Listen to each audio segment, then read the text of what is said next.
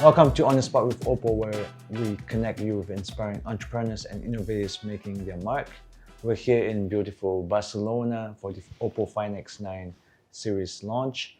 And yeah, Barcelona is a city that thrives on creativity and culture, the perfect setting for our conversation today about innovation, design, and the future of brands. Our guest today, Christophe Pradere, has spent over 2 decades shaping some of the most iconic brands in the world, from BETC design to his new venture, Incarnation. He's redefining how creativity and culture meets technology. Christophe, let's start from the beginning. What inspired your journey from design and marketing into entrepreneurship? Hello, Daniel, and hello, everyone. And thank you for asking me for this conversation, which is, in fact, I think, very inspiring. So if I answer your questions about what made me start the idea of entrepreneurship, I take consciousness that my industry that trained me and enriched me for the last 25 years was somehow getting old and not catching the point of the very recent evolution of AI. And for the past 5 years, I tried to bring out of my former business a new vision that I couldn't develop properly with the old system I was coming from. So I decided to jump out of the system to create a new company with a new vision and new philosophy. Wow, 25 years at BETC Design. Wow, that's a quarter of a century. Yeah, exactly. Wow. I started very young. Yeah. After more than 25 years of experience, what does entrepreneurship mean to you? Is it about freedom, purpose, or reinvention? I think it's a bit of the three, but I would say my starting one was the idea of consciousness. I really believe the recent shift in technology with AI was an incredible opportunity to have a tool that helps us to have a different understanding and somehow a different impact in our world. And I really believe, and that may be strange to hear from this perspective, but I really believe that AI, and specifically native AI, not only the generative one, is a great opportunity to have a better understanding of the humanity of human being. And both on the business point of view for clients, but also in a kind of a cultural point of view. And I really believe this kind of capability we have to understand socially and culturally the shift of people mindset and society is a great opportunity to bring a more humanistic vision in brand and their business. And for that, I decided to jump out and to create, with a team, with two genius partners, a new company. It sounds exciting, and it's very brave of you to leave your comfort zone. If I was doing something for like 25 years, stepping out of that, what I'm comfortable with, to do my own startup. Yeah, I'm sure there's a calling from within that got you to transition into this new venture, huh? Yeah, it's actually, you're right, but my motivation was really like a necessity. And I was lucky to be extremely free during the last 25 years because I was in a great group with great bosses. And my freedom put me in a position to never look for comfort. So I was never in a very static and repetitive business model. I was all the time inventing new practice, new services, opening new markets, investing in new industries. And this search of new boundaries give me I would say the movement and the energy to step one step further, out of this company. And it was a very natural movement and a very natural decision. Yeah. Looking back, what do you wish you knew when you first started to build a company from the ground up? I would say I should have started earlier, in the sense of 9-10 years back. I was presenting my business plan for my group about how to address the Chinese market. And I was saying that China is so much concentrated on data and big numbers that we should try to blend an approach with big data and anthropology and AI together to understand the shift of this Chinese society as a kind of potential new model of a modern capitalism, blending marketing and culture, because China is definitely a country of culture. And that was not well understood. And I think I should have taken the risk at that time to find my partners, to find this journey and to start it. So this is the only thing that would have changed is to start a few years back. Yeah, and in Chinese there's a saying, it's a regret that we've not met sooner. And I believe this applies to your situation, right? Yeah, that's very beautiful. Yes. Yeah. And yeah, that move led you to build a new kind of agency, one that reflects how much the world has changed. Yeah. For those hearing about it for the first time, what is Incarnation and what makes it unique in today's branding landscape? So I really believe our purpose is to really help brands to strengthen or to get leadership. But this leadership has to go beyond transactional, being only selling product or services. And we believe the only way is to have a powerful brand, because no one buy a brand, everybody buy a product. We shouldn't forget about that. But then when you buy a product with a brand, then you get much more than the product. And this is all the point of our approach. So our point is to really bring brands to have certain kind of social consciousness about what's happening in people's life and in society in order to feed them with predictive insight. So we use AI, native AI, to have like a deep marketing approach, a deep dive in the imaginary of customers, of categories, of societies, of key competitors. And when we blend all this kind of insight, on the imaginaries of all this dimension, we find that what we call the brand space, which is a predictive place where you can see what could be your near future. And then we able in this sense to have a due diligence on the brand and business strategy and on the equity of a brand to see what need to be adjusted. In my past industry would have come, with a brand, with a client, and says we have to change everything. We're going to rebuild something, from scratch, and we would use too much energy and too much means, in fact, to achieve to a minor change. Now it's very different with this kind of very, I would say, accurate and predictive insight. We're able to re-engineer on a very subtle and very sensitive way. So somehow we are sustainable in the way we work on brand and brand equity and brand business. So that's the new approach of the company. So we are like brand and business consultants, but with a different purpose and different way of working. With this new approach, our like brands, like your clients, do they need some kind of like education in terms of the shift of like approach with the traditional agencies? I think it's a very good question, and I think in our services, we have the idea of like sourcing insight, having the due diligence on brand platform and brand equity, but also the idea of implementing this new insight within our client team or even their agencies in order to train them to understand that. Because I think the big shift today is most of company and most of brands, big brands in the world, has been based on a model which is globalization. And I think it's quite normal because the one to invent marketing were the American. They were the first one to globalize their business and their brand.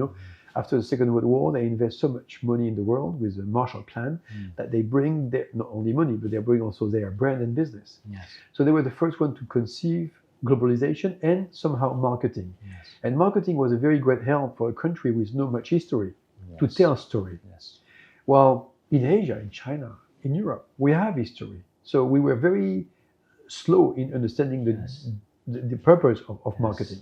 So all this industry has been built on having global clients who behave globally and somehow sometimes adapt themselves locally. But this way of thinking is completely outdated.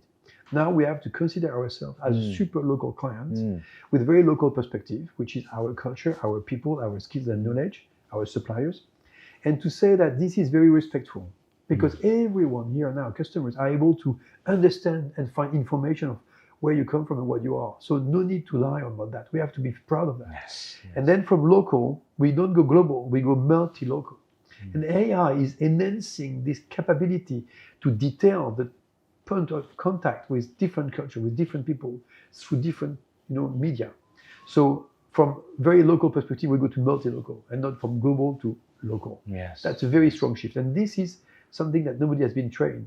Business schools are still doing like marketing plan for global companies. I can see with my students, they don't have this kind of like multi-local. It's a top-down approach. Exactly. Yes. They don't have this multi-local approach. And the only way to have a multi-local approach is to be able to humbly interest yourself in very local culture and see how you can emotionally bridge a brand which has a global ambition, but to go from local perspective to multi-local perspective. And this is all our duty. This is what we try to do. So, in fact, you become extremely sustainable in a way because you don't need to make people pay for like a global strategy that will not apply in every country, which is completely artificial. You will be able to engineer things in a very subtle way. And I really believe AI is an incredible opportunity for that. Yeah. So you work with a lot of the different cultures. How do you balance cultural meaning with technological innovation when crafting a brand identity or experience? So, my background is a designer. Yes. And where does design come from? Design comes from the Industrial Revolution. Once upon a time, in Crystal Palace in London, were the first industrial exhibition, and the first universal exhibition. And one guy, Richard Cartwright, created the first mechanical machine, steam, powered by steam. Engine. It was the waving machine.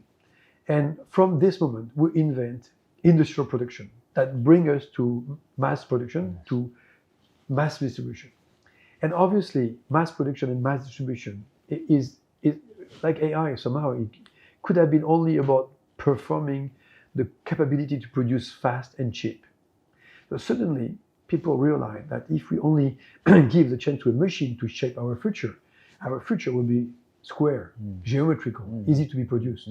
So suddenly they had a need to bring some humanity and the souvenir of a craftsman, who had a gesture in shaping a product, like in the past. And design happened to be with the duty of bringing this human dimension in mass produced product and then mass distributed. I really believe my duty with AI is exactly the same, how to bring humanity in this kind of like shift and revolution. So I really believe technology is an incredible reason for me to exist because it gives me the duty to see how I can use this technology to bring some humanity. And if you use technology to bring humanity, at the end, you bring progress and you make society move because mass production makes so many people from poor to middle to upper class. Yes. Yes. Yeah, so it's an integration. It's an integration as well. Exactly. It's not just a separate AI to a human. It needs to be unibodied, right? Exactly. We shouldn't forget about the human dimension. Yes. And when we forget it, then it becomes like a very cynical business, and then you produce negative effect. But if you keep it, then you can progress and deliver progress to your own customer. Yeah, it's funny how you put it's very numbers game. It's all about productivity. But how do you see branding and marketing in terms of like efficiency? A lot of people they want efficiency. Because marketing sometimes it's more conceptual. It's just stories. But how do you can't really put like numbers to some stories because it's all we're humans and there's more of the emotional aspect as well, and it's something that you can't really quantify. Does marketing need to be quantifiable? Like, does branding need to be quantifiable? I think if you do like a quantification, you have indicators on some aspect, and you speak about efficiency of branding. I would say the concept of efficiency of branding has been shifting in time. If I refer to what we said just before, at the time of globalization, what was the key objective of branding? It was the idea to be recognized. So to be seen, to be recognized. And then when globalization was somehow achieved, it was to be seen, recognized, and understood. Because before you're alone, so you have to be seen. Then you have to be recognized when competition starts. And then you have to be understood when you want to have a deeper relationship. But that was a very quantitative way to look at branding. Today, we are overexposed. We have too much scenes, too much repetitive. So today, I would say the efficacy or efficiency of branding is more to be in a way to have this understanding on how branding is interfacing with people, because branding is only about interfacing. As a designer, we are here to interface system, can be industrial system, financial system, technological system, with individual. And individual somehow are fragile in front of the system. So we have to interface that. Before it was to make them understand what to buy and why to buy it. Now we have to go much further. So I would say the evaluation of branding today is much more qualitative than quantitative. It's how much you get out of this brand, beyond what they deliver in terms of service or product. And that's what we can evaluate. And that's really believe that this soft power of a brand is a key element of value for our customers. But obviously, it's not something that is claimed by customers. It's something that has to come with the product or with the service, beyond people's expectation, because it is where we touch their unconsciousness. Why we use anthropology? Because Claude Lévi-Strauss, when he defined anthropology in a modern manner, he was saying that anthropology is understanding a cultural system. What makes you say I'm Chinese, I'm Indonesian, I'm French? It's because you belong unconsciously to a group of belief. So Lévi-Strauss understands that a culture is strong when everyone shares the same belief and activate these beliefs through rituals. Yes. You can look at the same way in a brand. If a brand is a cultural system, you have to have clear beliefs and make them shared through fundamental rituals inside of the company to the outside. And this capability to see a brand as a cultural system bring you in a connection, in a relationship, which go far beyond of selling and buying products. That's the power, of looking at a brand as a cultural system. It doesn't ignore and deny the business side, and the marketing side. You need to make money to sustain a brand. Otherwise, if you have no money, it's a philosophy, it's a religion. Yes. So if you have a business, then you have a business, it's good. But if you want to have a brand, you have other duty. And this cultural dimension is what you need to bring on the table and in the relationship that you have with your customers. This is how you enhance the relationship. There was a very wonderful analysis of my question, and I'm definitely going to digest this when I review the podcast later. But thanks for breaking it down. You've spent a lot of time bridging East and the West. You're from Paris to Tokyo, Shanghai, and beyond. Having worked extensively across Europe and Asia, how do you see cultural context influencing the way people connect with brands? I think the globalization of our world has been so much pushed that today, as an individual, we have somehow a conscious or unconscious negative perceptions of what is global. If I say global, unconsciously people will think about global warming, global crisis, global wars, global epidemic. Everything which is global seems to make any individual losing the power to define what he wants to do and what he wants to be. So I would say this idea of understanding the differences that are grounded in people's life is very fundamental.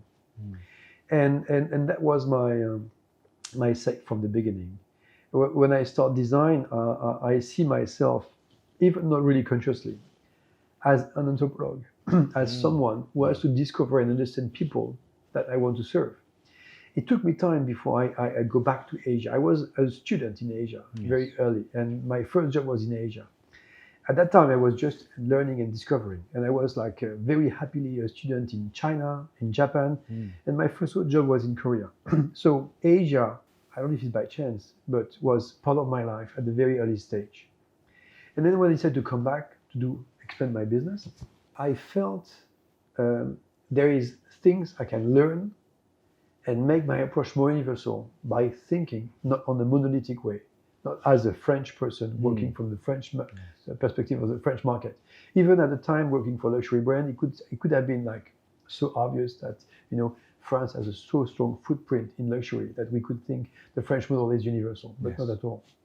And from the very early stage, working for some luxury brands, I understood that luxury brands by essence are very cultural, and they should be in conversation with the people they want to serve in a multilocal strategy. And this is valuable from luxury to technology, because we could think that technology in itself is so absolute, it's so rational, but no.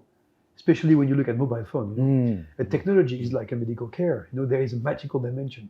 Because the magical dimension is when people don't understand how does it work. When you take like a FindX 9 theory, maybe you're going to make a picture, and this picture, everybody can do it, but the result of what the product delivers to you is beyond your expectation and beyond your imagination. And this is all about technology. There is a magical dimension in technology. And if you remain on the idea of comparing specificity or spec, then you remain comparable and you remain only functional and very physical. But if you accept that to embrace this magical dimension, then you create new perspective. So I really believe that was my first trigger. Bridging East and West is to discover cultures, to understand that cultures make humanity.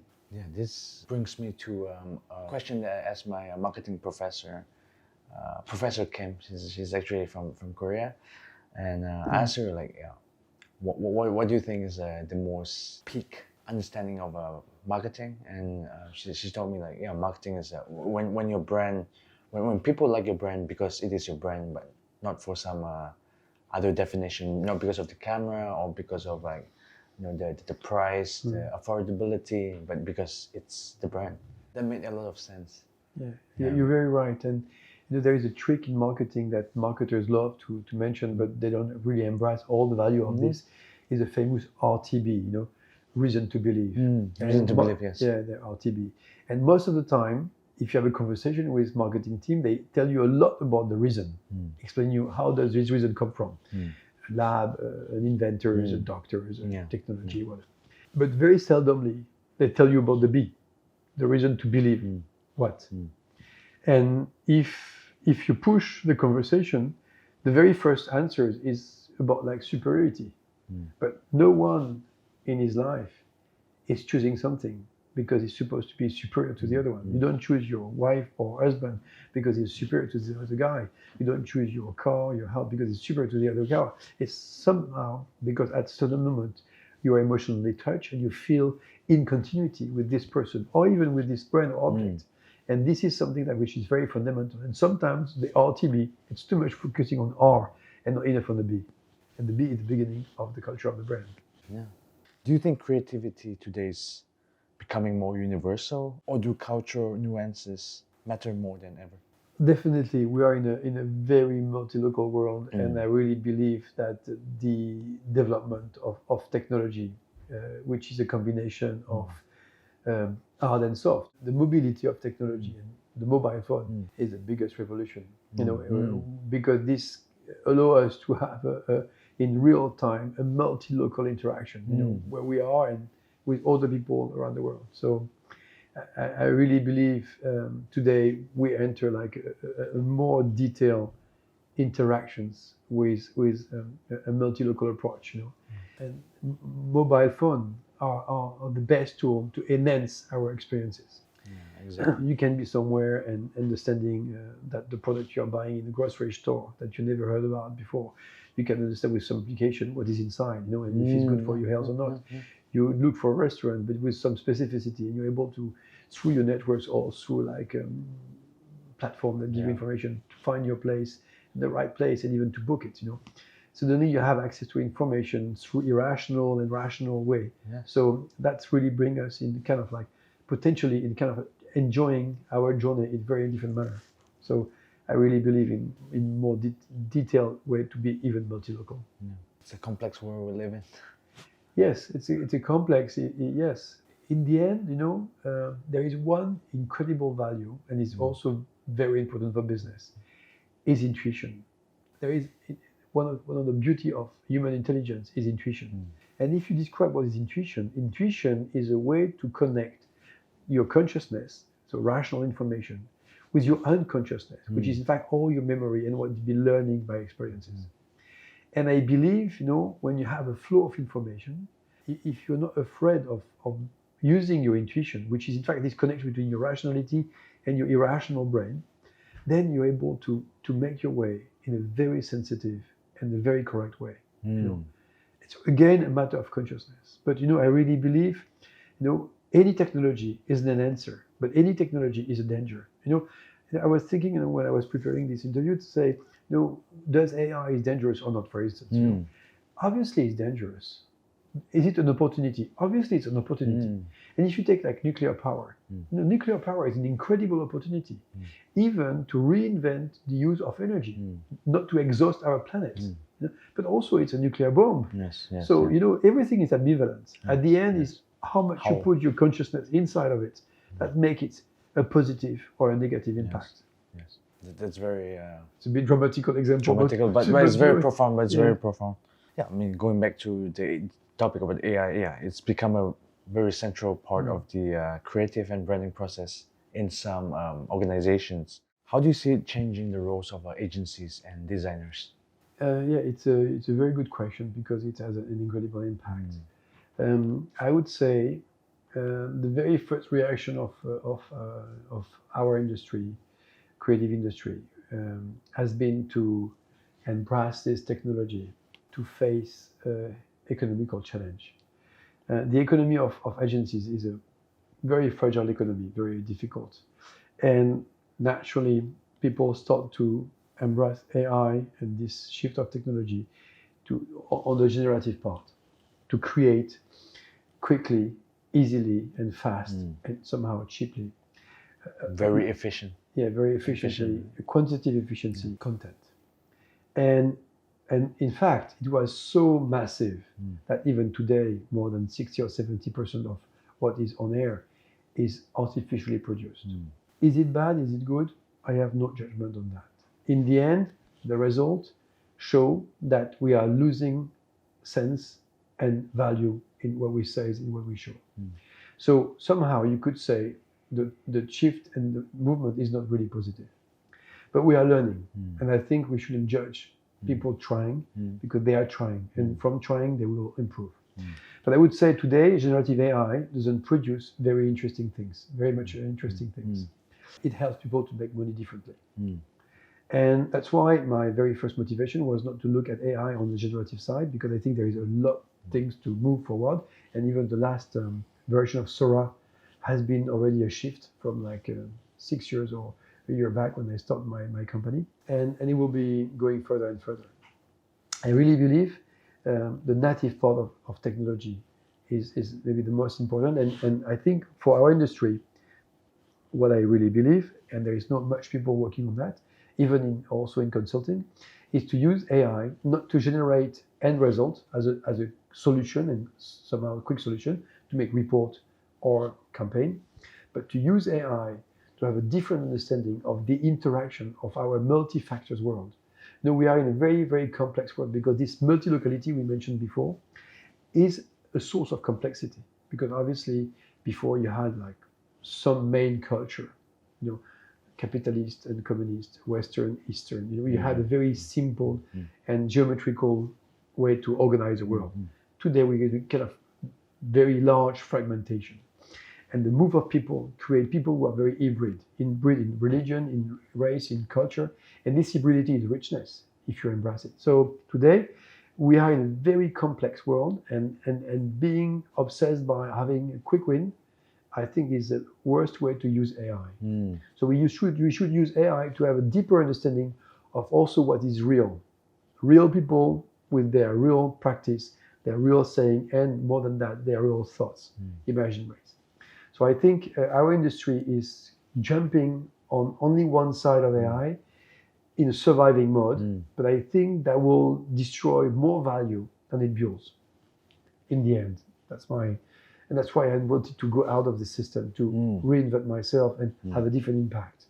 And for me, a positive impact in the end on final customers of my clients, on people. And I'm glad you follow your heart. Yeah. Because you told me it was a necessity. You felt that you want to jump out of the system. Exactly. Yes. I really feel I'm not like having like a mission in the sense of in a political dimension, but I really feel that it gives me the chance to really be in line with my own consciousness and to really help, very humbly, my clients to embrace this dimension and to really be game changer and game winner in the end. Because I know my clients are there to make money. I'm not trying to bring only humanism in the sense of like mystical and philosophical approach, but true value, true share value. Exactly. Yeah. And you've been experiencing the FindX 9 Pro for the past 24 hours. It's built to empower creativity. Do you see tools like these as a catalyst for new forms of expression and storytelling? First of all, I was when I discovered the product, the first thing that struck me was the name, FindX.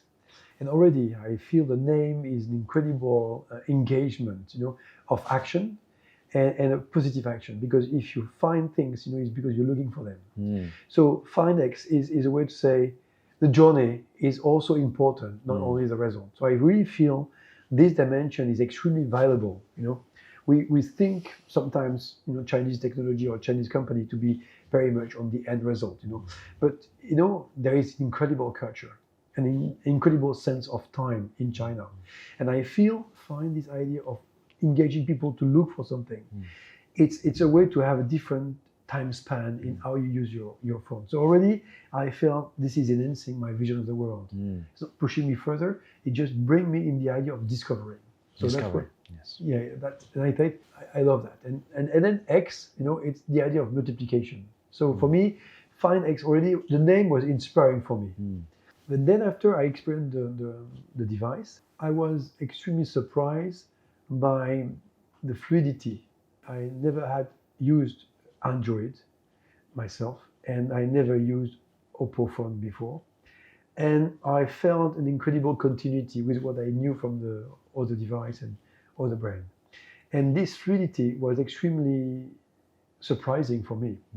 But it wasn't only the idea of fluidity because there is a kind of seamless experience from one to the other one device, but also the idea that this device gives you the chance to use it in a very different manner, and it's extremely intuitive.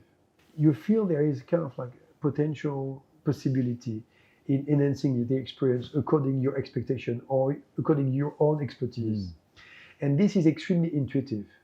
And differently from some device, or some electronic device where you have interface that are built as a pyramid. You have one choice and then become two, and two become four, and four become 16. And then suddenly when you want to reach the fourth level, you don't even know if you went in a good direction and you're lost. In this phone, you have a very simple orthogonal way of navigating. So I felt either you go in a very simplistic mode and you stay horizontal, or you enter like new chapters in some of the program. So the first one and the last one give you open door. First one, the Pro one, you go to Pro. The last one, it's very aesthetic, give you like quick win to quick solutions to find some situation. And in between, you have all the conventional way of, and I think, wow, this is really smart, It's not a complicated way of tuning the use of your phone. So I felt there is the capability with this device to really put yourself in the position you want to use it. It's not a complicated device, but it has a great potential. And then secondly, and it's maybe like an anecdote, but I love it, there is a co-branding, on this product with Assemblad. And I've been working a lot on brand collaboration and co-edition, of product.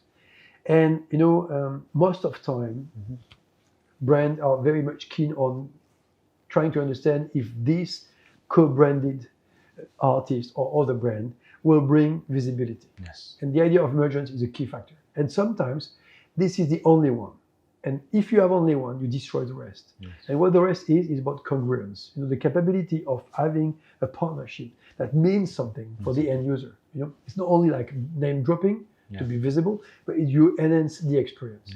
And what I really love in this device is how OPPO and Assemblad merge themselves in bringing somehow an experience which is extended virtually and even physically with this long lens. And I really love this idea of this kind of like a tragus appendix, on the phone, because somehow you could feel technology could deliver the same value, not exactly.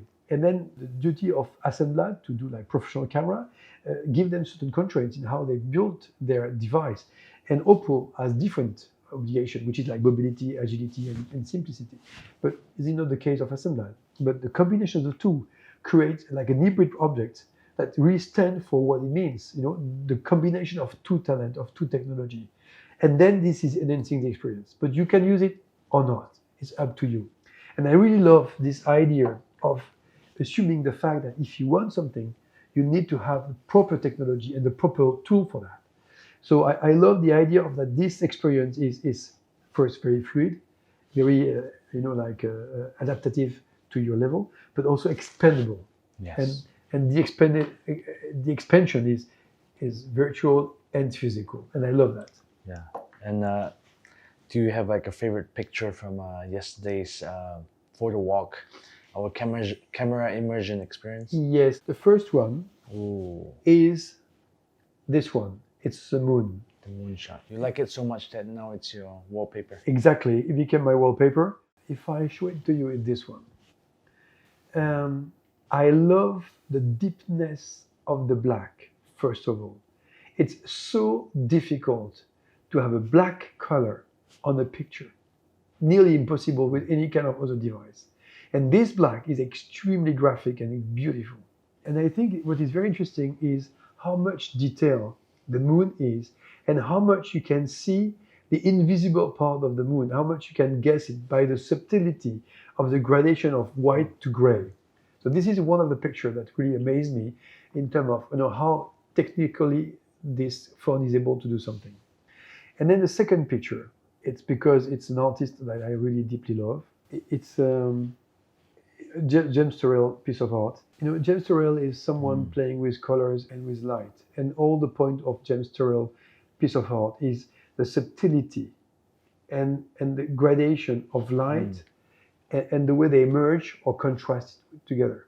And this camera respected it so well, the intention of James Turrell. And it's very subtle, very, very subtle, because color and intensity are very difficult to be respected. Yes.